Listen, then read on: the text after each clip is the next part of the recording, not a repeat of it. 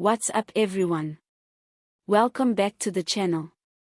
If you haven't subscribed yet, now's the time, because we've got a massive political storm to unpack, and it's straight out of the heart of South Africa's ruling party, the ANC. With the 2026 municipal elections looming on the horizon, the African National Congress is no longer sitting comfortably on its liberation credentials. The party is scrambling, strategizing, repositioning, and trying to claw back public trust while navigating a mountain of economic chaos.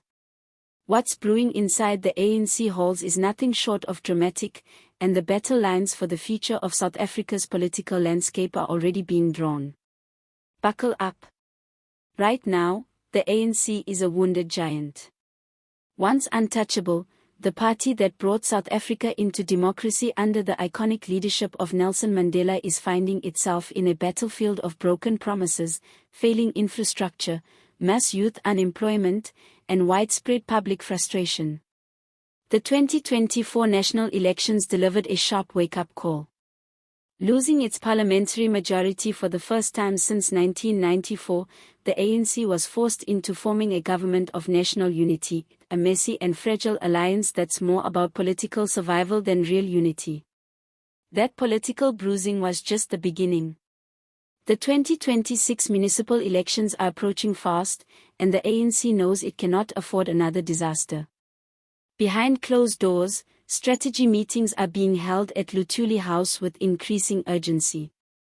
The top brass is debating everything from grassroots mobilization to revamping its digital presence, reconnecting with disillusioned youth, and realigning its message with the harsh economic realities facing everyday South Africans. And let's be honest, those realities are brutal. Load shedding continues to cripple small businesses. Crime rates are through the roof. The rand is volatile.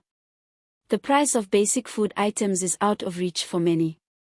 The public health system is stretched to its limit. And while all this unfolds, the ANC is still trying to project stability, competence, and vision. Cyril Ramaphosa is at the center of this political turbulence. As president and ANC leader, his leadership is under fire from all directions. Inside the party, factions remain bitterly divided. The Ramaphosa camp wants to focus on governance reform, attracting foreign investment, and presenting a stable face to the world. But opponents within the ANC are pushing for a radical economic shift, demanding more aggressive wealth redistribution, land reform without compensation, and the nationalization of key industries. These internal rifts are no longer whispered, they now open fights, broadcast live on parliamentary stages and splashed across every major news outlet. Ramaphosa's challenge is Herculean. He must craft a strategy that not only unites the ANC internally but also resonates with voters who are no longer loyal by default. The days when the ANC could win elections simply by invoking its history are over. Young South Africans, many born after apartheid, care more about jobs, education, safety, and service delivery than about what happened in 1994. And they're angry. They're connected. They're vocal.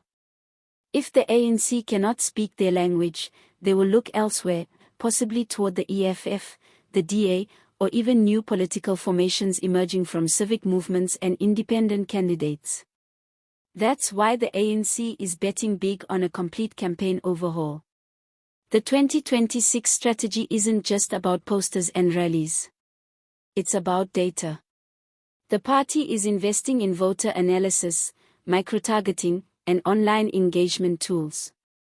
They want to understand what makes young voters tick, what issues matter most in specific communities, and how to craft messages that land with impact. But even with the best tech, the ground game is where elections are won or lost. And here's where things get tricky.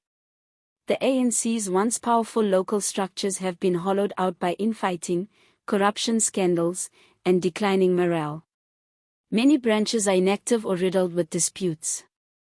Rebuilding that foundation is key, but it's also a race against time. Meanwhile, the economy isn't making things any easier. With GDP growth sluggish, unemployment stubbornly high, and inflation squeezing the poor, the government is being forced into tough decisions. The Treasury is under pressure to cut spending, reduce the public wage bill, and rein in debt. But doing so risks triggering protests from unions and social movements who feel abandoned by a party they helped bring to power. Already, COSATU and other alliance partners are grumbling, warning that the ANC's economic direction feels too neoliberal and disconnected from working-class realities. To tackle this, the ANC is floating ideas like localized public works programs, expanded social grants, and tax incentives for small businesses. But the truth is, none of these measures will succeed without real implementation muscle, and that's been the ANC's Achilles heel for years. Announcements come fast. Execution comes slow. And voters have grown tired of hearing plans that never materialize. In a bid to demonstrate progress, the ANC may be preparing to shake up its leadership ranks ahead of the 2026 vote. Insiders say Ramaphosa is under pressure to sideline underperforming ministers and bring in fresh blood, leaders who are young, energetic, and more in tune with today's voter.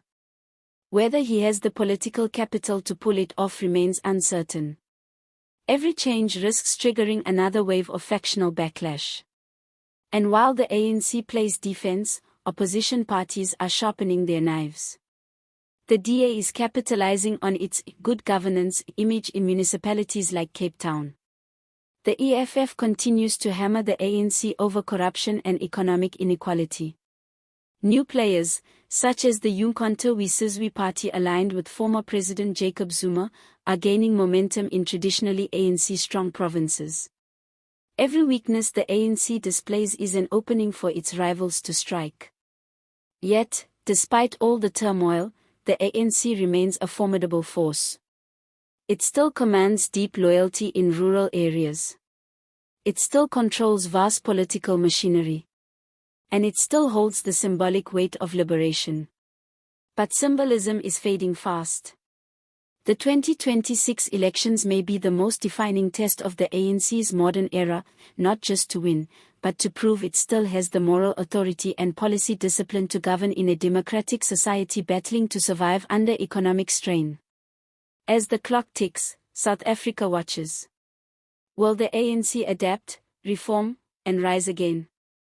Or will it crumble under the weight of its own contradictions? One thing is certain, the next 2 years are going to be a wild political ride. Subscribe, stay tuned, and don't miss a single update, because the future of the ANC, and maybe South Africa itself, is on the line.